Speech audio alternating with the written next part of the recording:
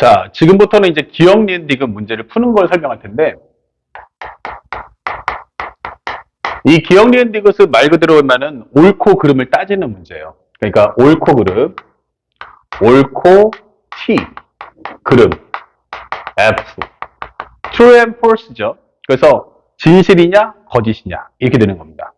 자, 우리 명제를 한번 생각해 볼까? 하면은 우리가 수학 상위, 수학 하가 되겠죠. 수학 하에 보면 집합과 명제가 있는데 P면 Q이다라는 문장 기억할 거예요. 자, 이때 우리가 참과 거짓을 구분할 수 있어야 됩니다. 그때 명심할 것은 우리가 알아야 될 것은 중요 포인트는 누구냐면 바로 P예요. 중요한 것은 바로 P의 내용을 알고 있어야 한다. P의 내용 필수라고 설명할 수 있는 거야. 자, 요게 가장 중요한 겁니다. 내가 P의 내용을 완벽하게 알았을 때 이거는 명제를 풀 수가 있죠. 그래서 만약 첫 번째로 P라는 집합이 Q 안에 쏙 들어가잖아. 이렇게. 그러면 이럴 때는 우리가 참이라고 합니다. 이것은 참. true 이렇게 되는 거고요. 그 다음에 거짓 하면은 이것은 P가 Q를 흡수한다가 아니고 P가 Q에 들어가지 않는 모든 경우입니다. 이것은 거짓이라고 설명을 하는 거야.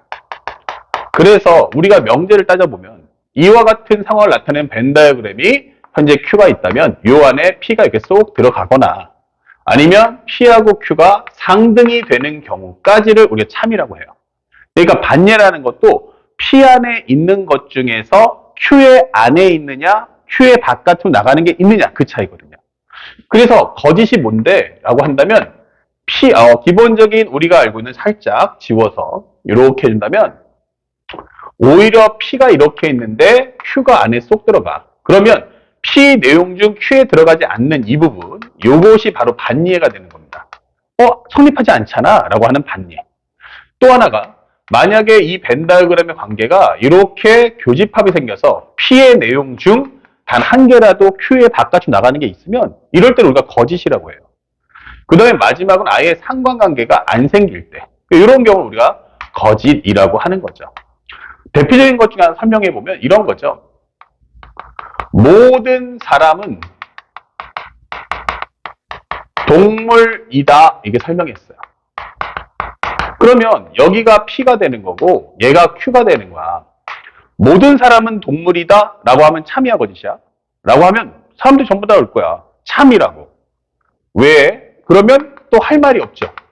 아니 참인 걸 참이라고 하지 뭘 참일 이유가 뭐야 하는데 맞아요.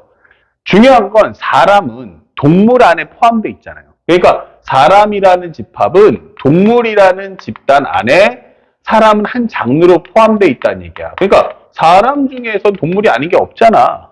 그쵸? 그래서 이건 참이 되는 거야. 그러면 거꾸로 해서 모든 동물은 사람이다 라고 하면 이거 참이야 거짓이야? 그러면 거짓 이렇게 되는 거죠. 그러면 이거 왜 거짓이야 하면은 학생들이 쉽게 얘기하잖아요. 초등학교처럼. 모든 동물이 사람이 되는 건 아니잖아.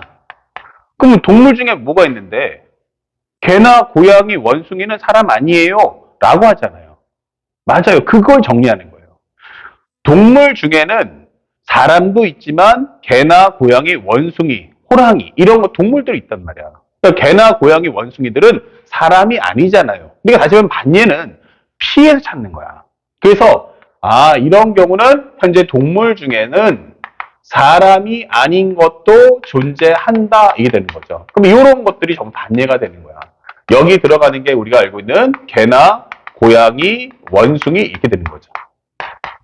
그러니까 반예라는 것은 P하고 Q의 관계 중에서 특히나 P를 완벽하게 알았을 때 P의 모든 성분이 Q에 들어가냐 그렇지 않냐를 따지는 게 명제가 되는 겁니다. 아시겠죠? 그래서 우리가 시험 문제를 보게 되면 뭘 알아야 되냐. 시험 문제를 볼 때 지문이 이렇게 나오죠. 현재 이렇게 하면서 상대방이 앞에다가 배경을 깔아줘요. 이렇게. 그리고 여기에 기억, 니은, 디귿이 나옵니다. 기억, 니은, 디귿 이렇게. 그러면 우리가 알아야 될 건 뭐냐면 이 앞에 있는 이 배경이 있죠. 이 배경의 내용이 바로 뭐다? P가 되는 거예요. 이 배경의 내용이 P고 얘가 바로 Q1. Q2, Q3 이렇게 되는 거예요. 그러면 우리는 맨 처음 해야 될 게 뭡니까? 라고 하면 바로 첫 번째는 배경 P를 최적화 정리해야 됩니다. 배경 P를 최적화 정리해라. 최적화 정리하기 이렇게 되는 거죠. 아, 이거 최적화 정리해야 되는 거구나. 그래서 P의 내용을 파악해야 한다. P의 내용 파악 필수가 되는 겁니다. 그러면 이것이 파악이 되면 그걸 가지고 Q1, Q2, Q3의 관계를 비교하는 겁니다. 그래서 P를 구한 후 P를 가지고 Q1, Q2, Q3 이렇게 비교하기 하면 끝나는 거예요. 그러면 대다수의 학생들이 이 기억, 니은, 이것을 못 푸는 이유가 뭐냐? 바로 앞에 설명했던 이 과정, 이 P라는 과정에 대한 최적화 정리를 안 한 상태에서 그냥 맞춰보는 거야. 또 간혹 어떤 학생들은 Q1의 값에도 집어넣어요. Q1의 값을 집어넣으면서 된다, 안 된다를 따지시는데 절대로 우리가 하면 안 되는 게 뭐냐면 이것을 여기로 집어넣는 과정은 절대로 성립하시면 안 됩니다. 아시겠죠?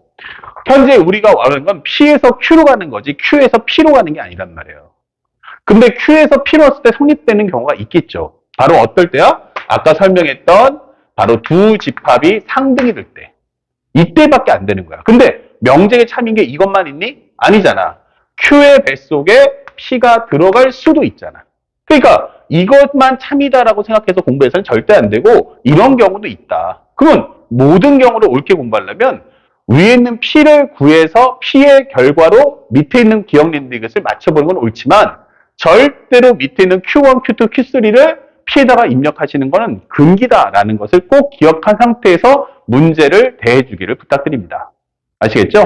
이게 바로 우리가 알고 있는 기억 니은 디귿에 관련된 특강이 되는 거예요. 아시겠죠? 그래서 이 내용 완벽하게 꼭 손에 쥐시길 부탁드립니다. 자, 그러면 다음 영상에서 바로 연결해서 이제 15번, 16번 문제를 다뤄보도록 하겠습니다.